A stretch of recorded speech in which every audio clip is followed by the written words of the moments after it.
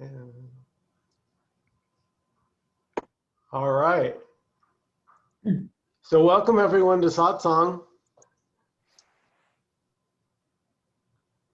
So great to have you all here.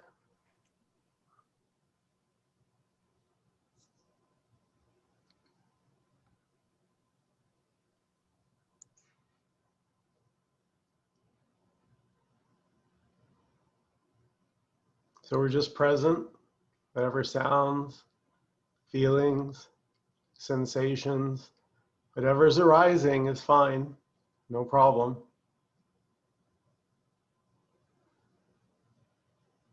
Whatever we're aware of, no problem. Yeah. So even if there's something you don't like arising, that's also no problem, right? If you're aware of it, absolutely. Yeah.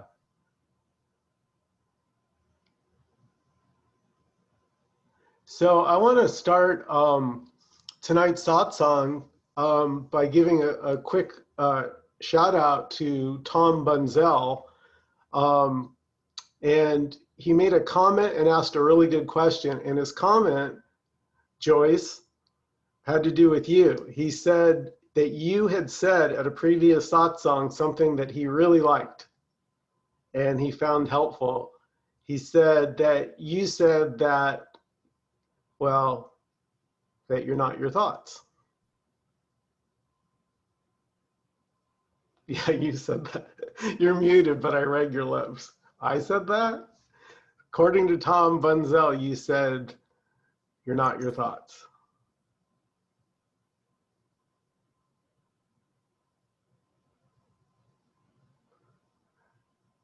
So we can say thoughts are real, but their content is not. In other words, the story that the thought contains isn't true. It's just a story. It's a narrative.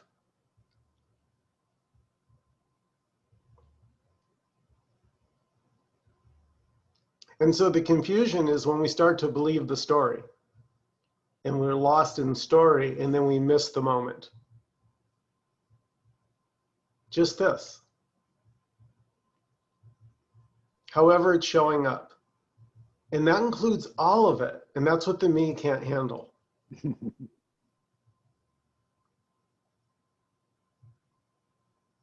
Everything is welcomed. And how do we know that? I'm not just saying that because it is. What are you going to do? This moment already is the way it is. That was one of my posts recently. I said, the moment is as it is, doesn't leave time for doing. The moment's here. Here it is. Now, there's no opening where you can like crawl inside the moment and then do stuff. Right? Right? Yeah. Absolutely. Yes. Yeah, but we think we can. So that doership, the me, the seeker that's constantly trying to make this moment correct.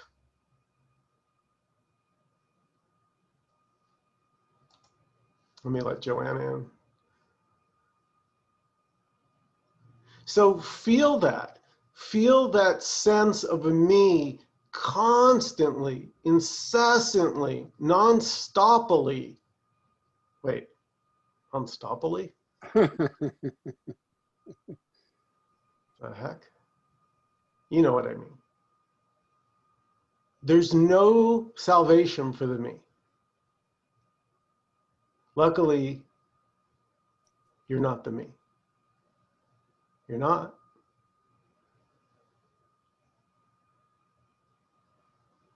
I just say thank you every time my me tries to give me advice or tell me what to do. Yeah, sure. It is. I mean, that actually in a way is the correct, because it's sort of just like having a GPS, an onboard GPS with giving you a, an update, like my weather app. Mm-hmm. Those weather apps, I had one on my phone and one on my computer, and they were literally 17 degrees apart in LA for the same time. I said, what? Yeah, that's how far they were off. So think about it. Think of your me as sort of this guidance system that is just guessing. It's just running on programs, whatever the programs are of who you're supposed to be. Yeah. So, right. And your point, Stephen, is that, so there's no problem with that. It's just doing what it's supposed to do. It's running on its programs. That's how it's designed. The mistake is identifying. Do you guys see it? It's a very small thing. It's this little activity of identification with thought, with story, with future. And once you're in story, then you need more story. And that's what seeking is. So that was the second thing, Joyce. First, he liked your thing about, I'm not my thoughts. And I guess just the way you said it hit him. Just, you know how that is. You could hear something 100 times and then someone says it. But the other thing was he asked a really good question. He asked a question in the awakening community, Michael, how do I stop seeking?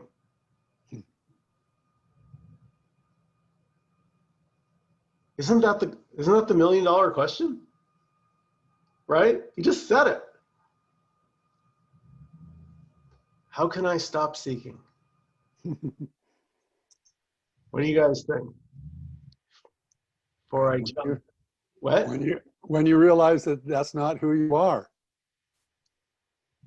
You're just aware of the effort to seek, to know, for the me to gain whatever it thinks it needs to find out. But you're just aware of that, and when you realize that that's not you, in other words, it's identification, I think, is what you're saying, Michael.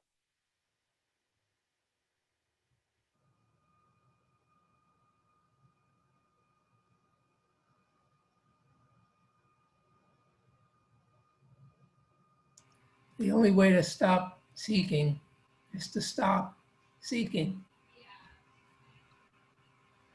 Yeah, Well, but yeah, Tom Bunzel wants to know how to do that. How can I stop seeking? That was his question.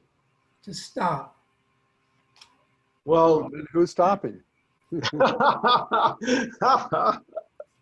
who's stopping?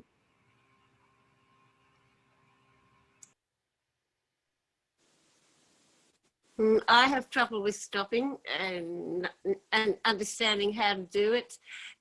And the thought occurred to me just before Satsang that I'm looking in the wrong direction. I don't know what that quite means, but I think I'm seeking in the wrong direction or looking for it in the wrong direction. Yeah, so yes.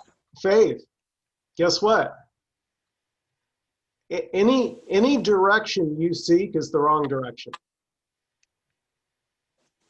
If you're already it, that's the message at Satsang.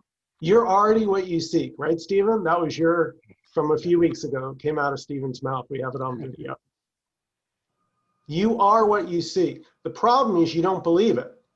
The problem is when you're identified with the seeker, you're like, wait, this? This is heaven? This is wholeness? No, it's not my picture of wholeness. Right? So the me has a picture, an idea of what wholeness is.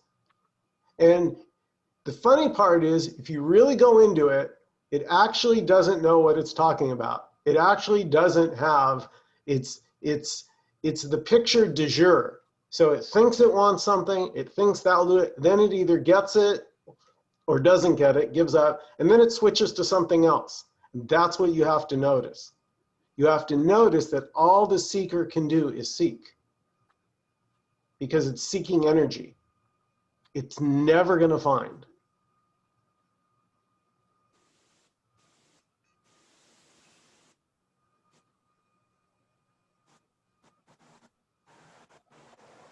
So when I say you're already what you seek, or Stephen says you're already what you seek, or Diane says you're what's looking, does that get you excited or depressed?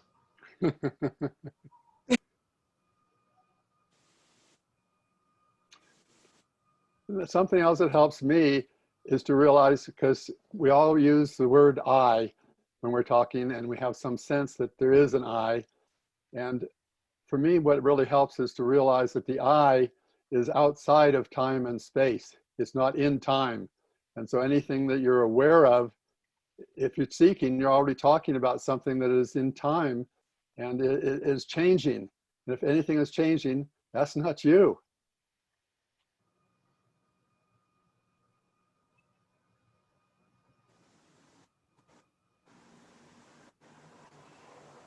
This is a really important point, and I have to be honest. I don't think very many people understand duality at all. Amen. I think the word gets thrown around. I think people quote it, they say it, they regurgitate it, but I don't think they have a clue. So I think we should go into it tonight. So we're really clear. When we say duality, duality is this, the appearance. And the appearance is dualistic, meaning whatever you can find in this world, in the appearance, it has an opposite that you cannot get rid of. So I just want money, but I don't want to lose any money, says the me. I just want good health, but I don't want illness, and I just want life, but no death. Do you see the impossibility of the seeker's dilemma? It's looking for only good, only wholeness, only security, only safety in something that is inherently both positive and negative, good and bad. You can't get one end of the stick without getting the other. Or as Dan and I were talking about today on the phone, he used the example of a magnet. You guys remember back to your school days that if you, no matter how thin you sliced a magnet, it always had positive and negative. You could never slice off a little bit of positive magnet and not get any negative in it.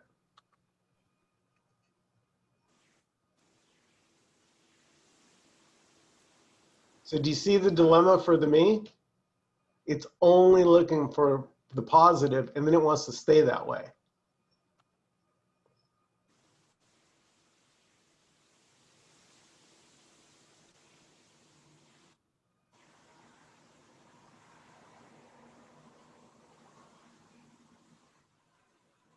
I think of it sort of like an iceberg.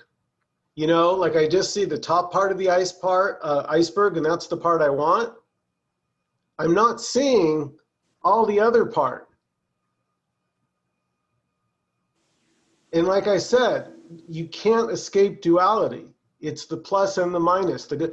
So why is that helpful? Because you realize that doesn't work for you. You only want reality. You need reality. You have to have 100% reality. A 50% of what you're looking for ain't gonna cut it.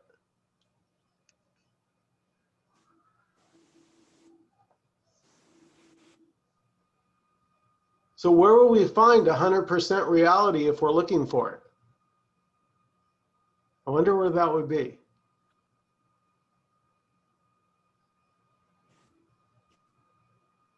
Couldn't be this moment.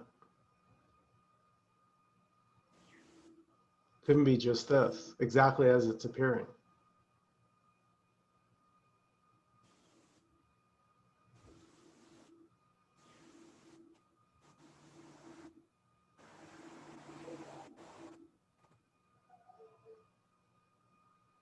That's why I like your idea, or you shared that non-duality, or the non-dual, is like a dream without a dreamer. Okay? It's very much like a dream in which, you see, we're not really in the dream, we're just aware of the dream. Yeah, it's the dream of separation. Yes. That's how, so separation is impossible. Okay? Separation is, actual separation, as if wholeness could be really divided. But wholeness is so free that it can dream of limitation. And that's, at Satsang, we're saying that's what this is. Your wholeness dreaming of separation. And think about it, when you wake up, I was thinking about this earlier today before Satsang. You know how when you wake up in the morning out of a dream, right? You ever done that? You just wake up in the morning and you do it every morning, right? 1 second, if you're in a dream, and then all of a sudden, like, what happened? A second later, now you're in what we call reality, or this, and where's the dream? Where'd the dream go? That split second when you make the transition every morning, and you're in the middle of a dream, and then suddenly, bam, the plug is pulled on that dream, and this dream begins. And I was thinking today, I was like, oh, that'll be like death. You know how that moment when you wake up from a dream, the whole dream is gone, like someone pulled the plug on it, right? Your dream doesn't disappear in sections, you know. It's like, boom. So death would be like just pulling the plug on this dream. So I think that's enormously helpful to keep in mind that every moment, this will all be gone, guys. When the body's gone, when the vital force leaves this body, you don't get another, you know, I've told this story about skydiving, but I'll tell a brief version of it, where I jumped out the plane tandem, and I said, I screamed pretty much, you know, the first, until the chute opened, I was like jumping out of the plane, just screaming, not enjoying it, freaked out. And I realized as soon as the chute opened that I could have enjoyed it. I could have been present, but I bought into the fear and I reacted. And I feel like that's how this will be. I'll be like right at the end as the body takes its last breath and this all like goes black. You're like, oh, I didn't have to take any of this serious. I could have enjoyed every second of it. Damn.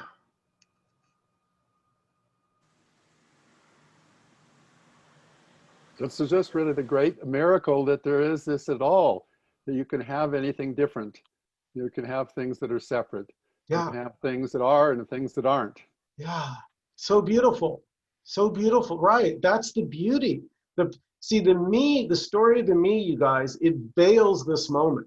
It pollutes it. It ruins it. It wrecks it. Because instead of just enjoying the moment as it is, the me is constantly, obsessively using the moment, using this moment as a stepping to get, and Eckhart Tolle actually talks about this. The me uses this moment as a stepping stone to get to the future, where then it'll get what it wants. So this moment is definitely not what the me is looking for. And yet it's everything. So that's why seeking doesn't work. Seeking takes you away from this moment because it's saying this is not enough.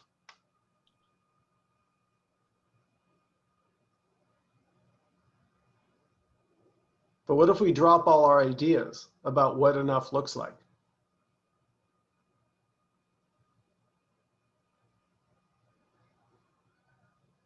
For me, it's getting to the place where I want it all. Even my bad feelings, even the time when I'm depressed or when I'm mad at someone or whatever it is, Yeah. I'm having that awareness. It's like, wow, it's wonderful that I step in a cold shower, and first time when I hit the cold water from a really cold shower, you know, and I say, oh, I can feel it. Oh my God, how wonderful that I can have this experience of this cold water coming on my body, and my body just seemingly waking up from that. I know. You're doing something that God can't do. Absolutely. That's why he needs you in form as Stephen, as all of us, to have any experience. So like God can't Zoom this because he's wholeness. Right. But we have the appearance of separation. So it's a beautiful thing when you begin to get the flavor of this. You realize you've had it wrong the whole time. Like you can't listen to society, can't listen to what we've been taught. You really do need to grok this for yourself.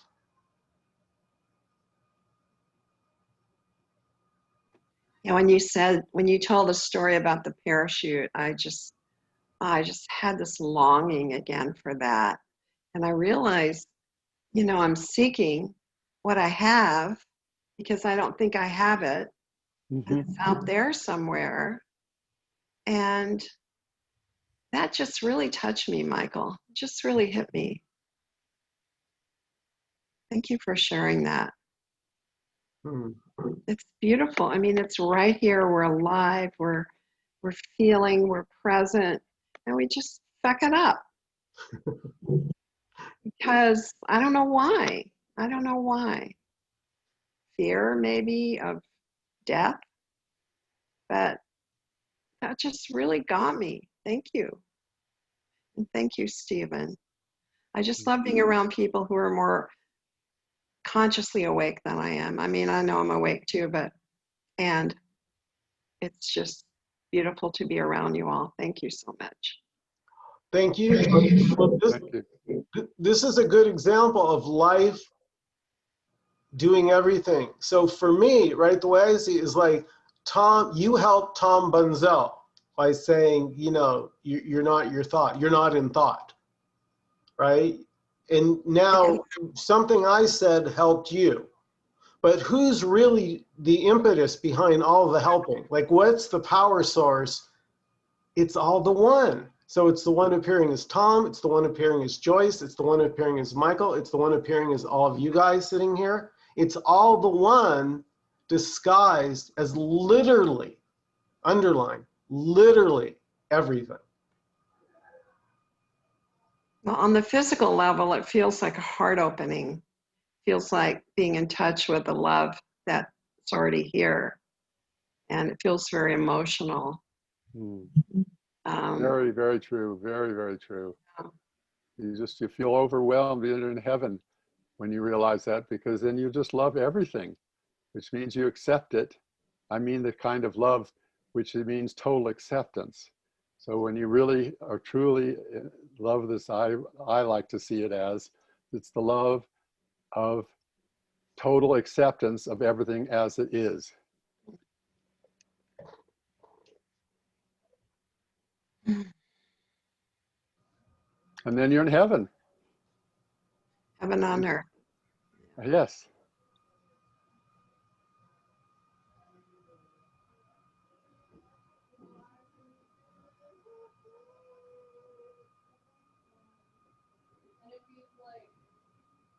I do something else. It's like I have various, this body anyway, I have various physical ailments and things.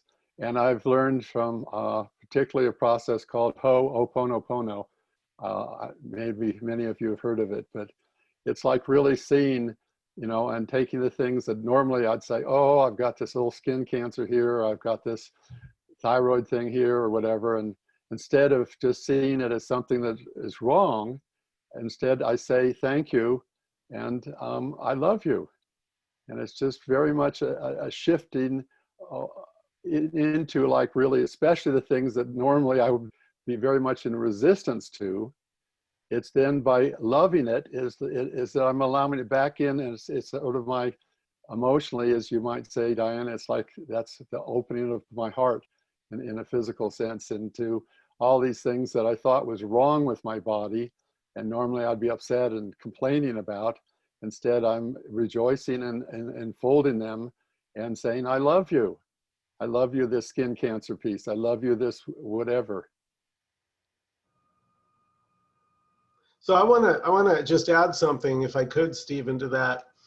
So I just want to point out that anything can arise.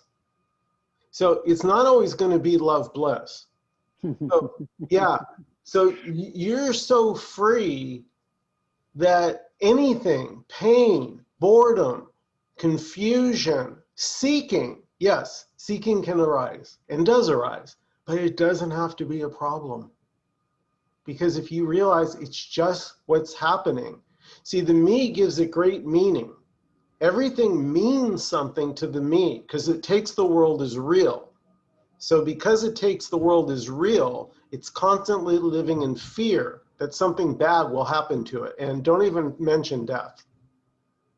That is verboten to the me, right? It doesn't want to hear about its death. It's doing everything it can to distract itself from the fact that it's on the Titanic. I'd like to add something also that for me, my belief is that everything that is happening, like the skin cancer, for example, when I've gone deep within and in meditation and just kind of been open to asking the question, what is this all about? It's my, through my body somehow telling me that I'm not in control. I'm not the one who is creating this, because it's such out there that what we're all taught is that if there is something wrong, you have to do something to fix it. And so, for example, if I have some problems, like if now for many people, if they have cancer, they have different problems, then they shift their diet, they do all these different things, that they're still operating as if they're the one that has to do something. And now I'm seeing that no, it's all God happening, or however you want to look at it, and it's all related to everything. And so whatever these things are coming to me, and for me it was particularly just to tell me, to clearly show me that no, I'm not in control. I can't just make this skin cancer go away because I don't like it. I don't, just make it go. You know, it's like, and then I can release, I can let go to just what is, and just being with what is, instead of trying like mad to fix it and getting mad because it's not getting fixed yet, and all the things that I can easily get caught in these negative loops.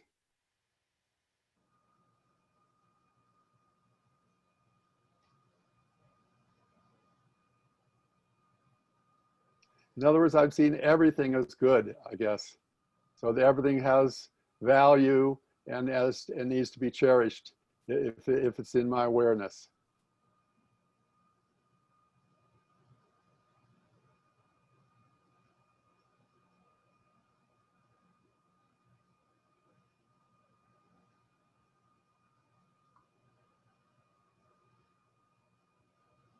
There are no accidents.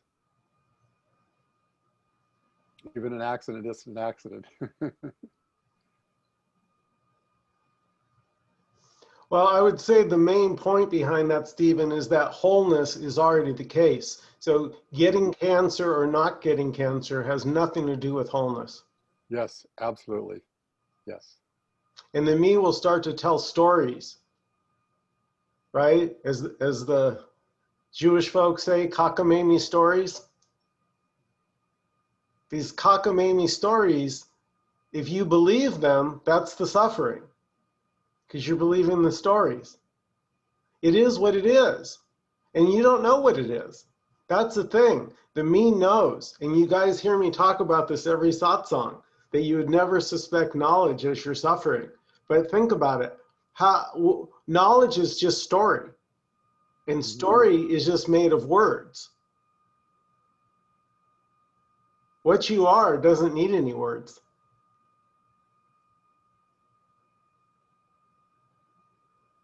I think that's maybe the parable that in the Bible about in the Adam and Eve, when they eat from the tree of knowledge, Yeah. and then that's how they're cast out the garden. That was separation. They're living from knowledge instead of from life, Yeah. being life.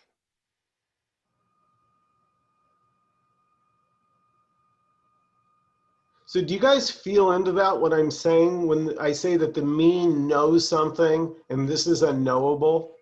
So what I mean is, like, the me thinks this is solid. They think everything, oh, let's let Joan in. They think everything is real and solid in the way I think it is, right? That's what the mind does. The mind says, well, not this is my thought, but what? This is the truth. This is the truth. They didn't return my email. They didn't like my post. How dare? Right? And then I feel bad. So the me is on this roller coaster. And so that's why, you know, Muji and I and Diane say, really, the best thing you can say is much suffering. Because the sooner you can see, and wholeness doesn't care. You can suffer your whole trip. It doesn't matter to wholeness. Wholeness is unaffected. But you might care. You might have felt like you've done enough suffering. And so that just means of the idea that you're the doer, that you're in control. Now, I'm not denying it feels that way, but the more you rest in wholeness, ever-present wholeness, and see that life is doing everything, including like every movement that the me takes for granted, every blink of the eye, as it says in the Bible, every jot and tittle, it just means every molecule, every quark, everything is God going crazy, exploding in infinite ways, and it's not logical. It makes no sense. And the me is trying to get this nonsense to fit into its story, and it doesn't work.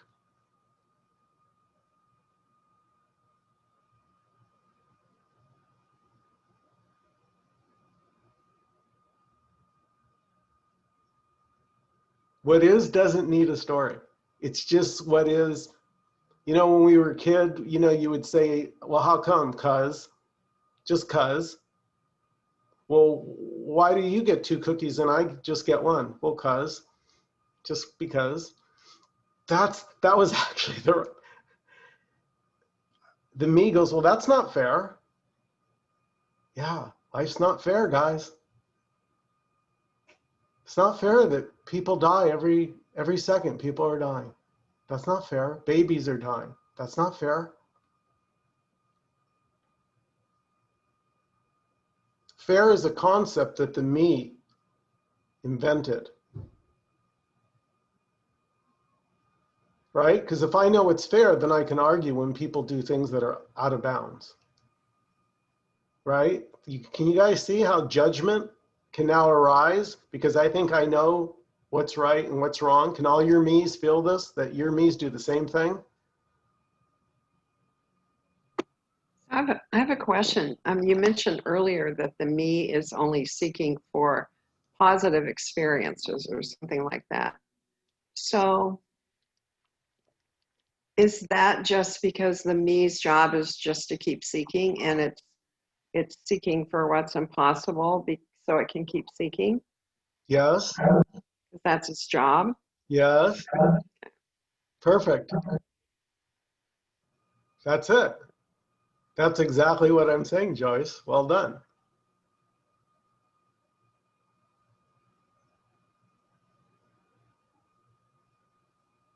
The futility of seeking has to hit you. You have to see that the thing seeking is just this energy, and it will continue to seek because that's what it does, but it's not you. So the way you seek is you realize there's no one in the body. You had thought, you had assumed, because it feels like it, right? This energetic contraction gives you a sense of location. And so as soon as I know I'm here, boom, you know something, right? That's the first thing as a baby. First I knew I was here, wherever here is, didn't matter. I just had a sense I'm here. And then came, after here, I'm here. And once the I set up at around 18 months, then my story has like a frame to start building. Do you guys get what I mean? You need a frame to start hanging your sob story. Not just your sob stories, but your success story. The me has like a basket of success stories and a basket of sob stories of coulda, woulda, shoulda. And the coulda, woulda, shoulda is usually way bigger, that basket, than the success stories tend to be rather meager. And they're never enough. That's the point to get, guys. Right? If your success story was enough, as soon as you had a success, you'd be done. I'm good. But does that ever happen? Does the me ever go, okay, done seeking, got what I wanted, no more desires, we're all good from here out? I never heard the me say that. If it did, it's bullshitting.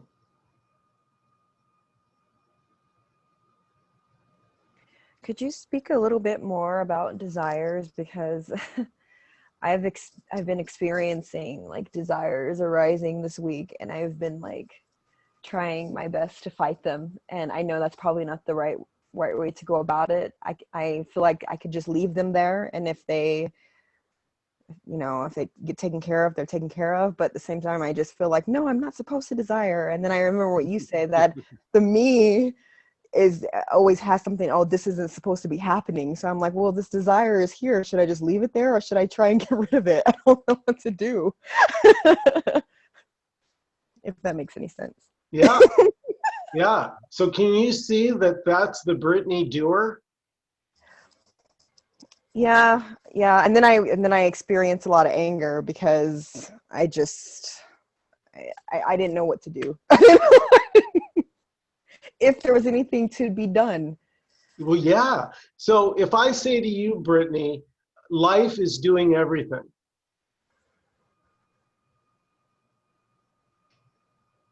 But then I have this thought like, well, God wouldn't want to desire that. So why? Oh, Brittany knows what God wants. Okay.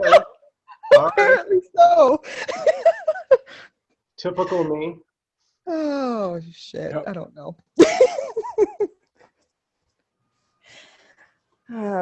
But yeah, and then I get angry because I'm like, well, yeah, God wouldn't want that. So I've got to get rid of it. And then I fall into a mind attack.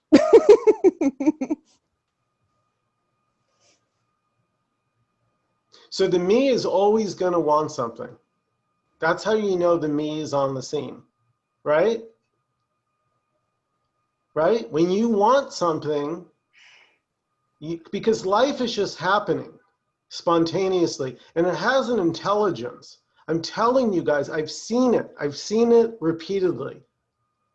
I've seen miracles. Things happened. Like my last dental appointment, so many things had to happen and fall into place because it was my dentist's last day. She wasn't even supposed to be here, but I got a call from the dental office, and I was in the chair. I had a mouthful of 7 cavities, and I was no problem. I was so happy to get a deep cleaning and all these cavities fixed up. Alice was like, oh, you're in a great mood today. I'd never even told her I had just had 7 cavities filled like an hour earlier. Because when you are here in the moment, whatever is arising is it. So even if a desire arises, I just leave it there. Do I need to discern it? You can't do anything. Yeah. Go ahead, Stephen. There's nothing you can do. I mean, Yeah. all you are is you're aware of the desire. Okay. But you don't have to do anything. The desire will come and it will go, or whatever will happen is just what's happening. And the joy is just to be in the moment, to appreciate what is.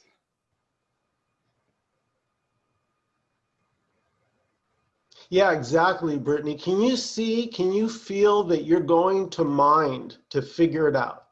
Like that little movement. Because you think you need to figure out. That's a sign of the me on scene, right? I have a problem, now I have to solve it. There are no problems. There's only a problem when the me claims it as a problem. So skin cancer is just skin cancer. Mm-hmm. To make it into a problem is an add-on. Oh, this is a problem. And there's your suffering. Yeah, Stephen's right, Brittany. You can't do it. That's the thing. It's the doing that's the me. Because wholeness doesn't need anything to happen or not happen.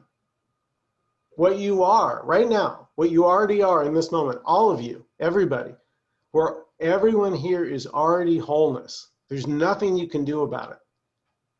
All you can do is imagine you're separate and trying to reach wholeness. And that's what everything's doing. Everything is really, this is crazy, everything's really seeking nothing.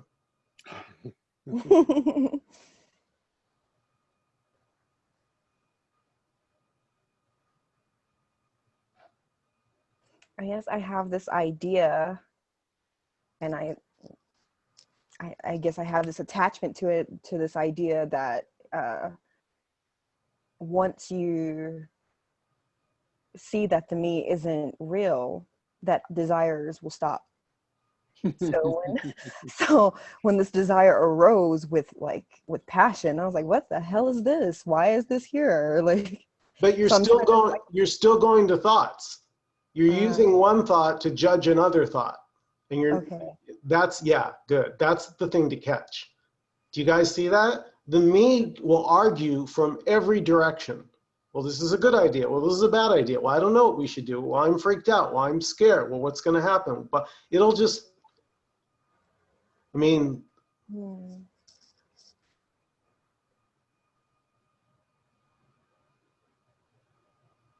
come on, Diane. Cat got your tongue? I was just thinking, I'm always bringing it back to my own experience, and when that was happening, and I keep saying the same thing, is that I'm aware that a desire is arising. As long as you stay in that neutrality of awareness of whatever's arising, you may fulfill that desire or you may not, and that doesn't matter either way. But that desire can also be something you don't want, and you may avoid that or not avoid it and accept it. None of what you do matters, but it's just the awareness of what's arising, especially the energy of a desire or the energy of, of seeking is the same. It's just an energy that arises. And as long as you're aware of that energy, and I'm always saying to my clients, know that you are aware of something. Be aware that you're aware of it is another step back from just being aware of it. Because we're all aware of stuff. And I've said that before, but are you aware that you're aware of it? That's coming back further. And when you do that, it softens everything, and you may fulfill it, you may not. There's no judgment about that at all. What you're doing is judging yourself for having a desire, and that's a me coming up. So a desire comes, as Stephen said, there's nothing you can do about it. It's here, it's just what's here. Yeah, I understand. I think I understand. I don't know. So Diane, two beautiful points that you said. One is, Brittany, and for all of us, you may get what you want and you may not. It may happen, right? It may work out the way you want and it may not. Who knows? But that's not the most important thing. The most important thing, this is so beautiful, guys, is there's not a damn thing you can do to become whole. That has to hit you. So it doesn't matter what you do. It doesn't matter if the desire gets fulfilled or not. Yes, it's nice if it does. If it's something pleasurable and you want, it's always nice. Enjoy it. Why not? Right? I do. I dance around this apartment. When they installed a new faucet in my bathroom, oh my God, I was like a king. But there's nothing more pleasurable than knowing who you are, and therefore desires a second best. Yeah. That's what happens. Yeah. Any desire is just second to what's going on in here. Very good. That's so good, Diane. Yeah, first things first. Maybe that's an issue too, because when the desire arises, I go, oh no, that means I'm not whole anymore. I don't know. Well, we talked about that at a previous Satsang. When something's gone wrong in my story, I think wholeness has left the building. You need to check this, guys. This is wholeness right here. It doesn't move. The awareness that Diane's talking about, that Stephen's talking about, that we're talking about, this awareness doesn't go anywhere because it's already everything. Everything's appearing in it, on it. Or as Tony Parsons said, you're sitting on it. What did he say? I had this thought last week after Satsang. I was kind of meditating, and it just came to me that awareness is the canvas and everything is being painted on the canvas. Mm-hmm. And the painting can't be separate from the canvas, but the canvas is all of it, but no one talks about the canvas. Exactly, yes. So I was like, okay, so that's why I was so angry earlier in the week. So I was like, I thought I had it. What happened? Nobody has it. Yes. Go ahead, Diane. I just say you have to keep remembering you're the canvas or the screen. Yeah. And not getting hooked into what's on there. Yeah. But and remembering it is all you have to do. But nobody has it, Brittany. Yeah. If there's someone that had this, then what I'm talking about, we wouldn't be having satsang. If you could have it, that's the whole point. The me wants to have wholeness, wants to have enlightenment, wants to have freedom. And It's not knowable. It's not havable. Because you already are it. So I would say between Diane's thing and my thing of you already are it. That's what needs to land. Something in you that begins, that fire in you, the little spark, that has to resonate. Wow. Doesn't that make sense that you're already wholeness? How the hell would you figure out how to make wholeness? Like Dan said to Alice last week. Alice doesn't have a clue how to make wholeness apart. You know, how to make wholeness, you know, appear. And you have to admit that, right? You have to admit that. That's called surrender. And the irony is there's no one there to surrender, but still surrender. Right? Right? See, isn't that the paradox? There's nobody here to surrender, and yet surrendering can happen, and I cannot explain it.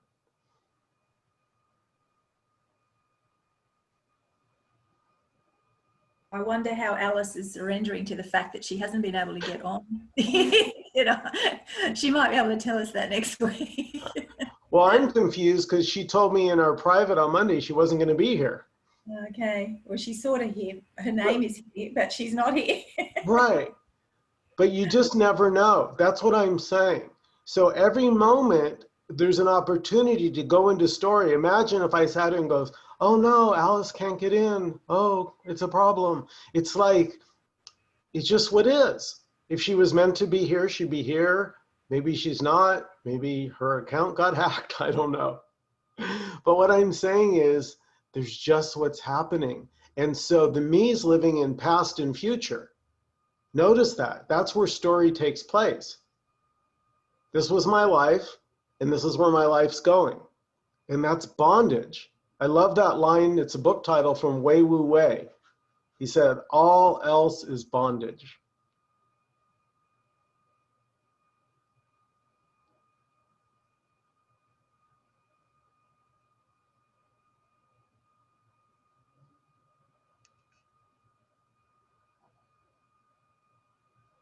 So what you want is the real. What you need is the real. The real is only what's here now. And it's been here, and it's not going anywhere, and it's missed because it's like right here. I have to tell you guys, I used to hear Satsang teachers say it was obvious, and it used to make me so mad. I go, if it was so obvious, how come I can't see it, right? Right? That's what the me said. If it's so damn obvious, it's because it's disguised as everything. That's why it's not seen. Because you have nothing to compare it to. Right? If everything's white, you wouldn't know white. Because there's nothing different from white. That's why you need duality. Duality allows us to have difference. But it's an illusion. It's real and unreal, like a dream. So a dream, you can't say nothing's happening. Certainly something's happening. So it's real in that sense, as an appearance. But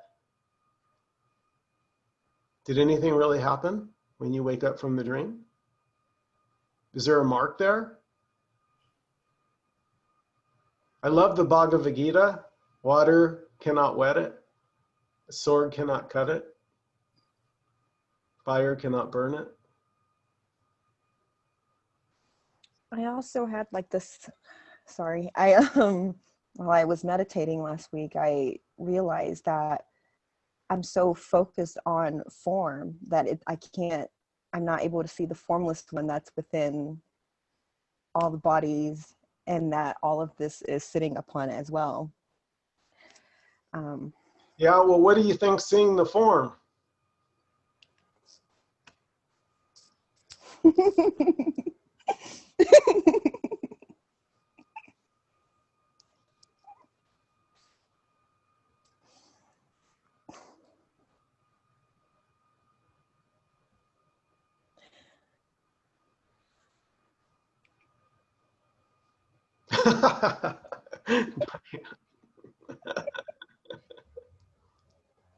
It is kind of a wordless, guys. It is a wordless recognition.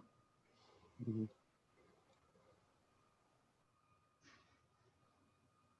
How do you see that what's happening is just happening without cause. I guess you don't, because I don't. The I doesn't. Well, that's because the me is you're so quick to go into story. The mind creates a story, lickety split. But if you, I don't know, Diane and Stephen, if you have any input on this, for me, it was just observing the mind and just seeing it spin the story and realizing that really had nothing to do with what was actually happening. Yeah, well, there's nothing happening until the mind says there's something happening. So as soon as the mind gets involved, it's having a story, and it's having a story based on your conditioning and past and beliefs and all of that. And that's why it's different from person to person, because we all have different conditioning along the way. But if you don't have a thought in that moment, there's nothing. There's just what is, and it's not even named. That's it. It feels personal because my thoughts are very different from your thoughts, and my history in this body is very different. And that's the pull, isn't it? I mean, but that which is observing it is exactly the same. That which is witnessing? That which is witnessing it is exactly the same in you. Right. And it has a neutrality, which doesn't seem, I guess, like a neutrality sometimes. Mm. It gets identified with the story. That's what happens. I don't know if this would help Joyce, but for me, what helps, it didn't help me this week, but earlier this week, but what typically helps is I like to cling to the feeling I exist. And that's just it. I just, because this feeling I exist has always been here. It hasn't changed. And it will be here even when this body is old and decrepit. It's never gonna, it doesn't change. I don't know if that helps or not. Thank you. Yeah, it's just like in the middle of the night last night, I was observing the thoughts and actually woke up feeling very peaceful in the middle of the night and quiet. And they came in and I just observed them and I got so sick of them and they kept getting louder and louder. And finally, I just got up and did something. So when they first start, sometimes, you know, it can just divert the attention, but sometimes they literally, I feel like I'm literally going crazy, you know, just there's so many thoughts and it's really quite boring. It goes same thing over and over like a song stuck in your head. My husband and I just watched Hamilton, which is amazing. And those songs, you know, I don't want to miss my shot. I don't want, you know, just stick in my head. And it's endless, like you say. I think it matters, though. It doesn't matter if you have those thoughts. I had a night like that a couple of nights ago, and it's like, what is going on? There's this bombarding of thoughts, and I haven't had a night like that for a long time. Next night, I slept perfectly, so it's like, I don't know. I didn't do anything any different, but I don't get. It's not a problem if those thoughts are there. I might do something like come back to my breathing because that sort of sends your attention somewhere else. But in all of that, they're just seen in the same way. So there's no expectation that they shouldn't be there. That any less. That's it. Yeah. Because as long as you're kind of quiet, I can handle it. But if you start getting really noisy and repetitive, then you shouldn't be there. Yeah. It's still only if you identify with them. If you identify with the thoughts and start to resist them, then you're caught up in all of that. But there's still that ability to just perceive all of the nonsense going on and don't try to stop it. It's the more you resist, as they say, the more it persists. You know, it wasn't that. I actually wasn't resisting, which is unusual for me. But it was just nuts. Yeah. So it's just what's happening, you guys. See, again, Joyce, can you feel the wanting to do something about it? Can you feel that? Because I can. I can feel it in your story. So what I'm saying is, as Diane was just saying, you know, like last night, all of a sudden, like I had some insomnia out of nowhere. Like all of a sudden, you know, I'm like, oh, I can't fall asleep. But that's just what was going on. And I'm like, oh, well, I guess I could eat that those chips and guacamole I bought. And I'm like, you can't eat that at 12 o'clock at night. And I go, watch me. Absolutely. It doesn't matter what happens. That's, I think, a good one to end on, guys, because the me thinks that what's going on in the story in this moment matters. It doesn't. So whatever is happening is happening. So if insomnia is arising, that's what is. If Joyce, worrying about a situation happens and feels overwhelming, that's just what's happening, Joyce, and it'll pass. It'll pass all by itself. And that's the great message of satsang. As you stay and just observe, you'll start to see miracles.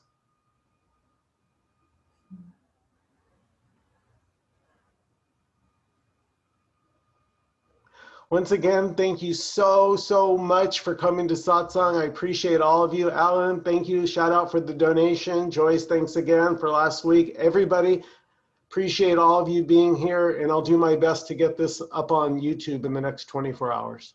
Thank you, Michael. Thanks, Michael. Thank you. Thank you, Thank you, Stephen Michael. and Diane. See you guys. Thank you, guys. Thank Thank you. you. You're welcome. See you.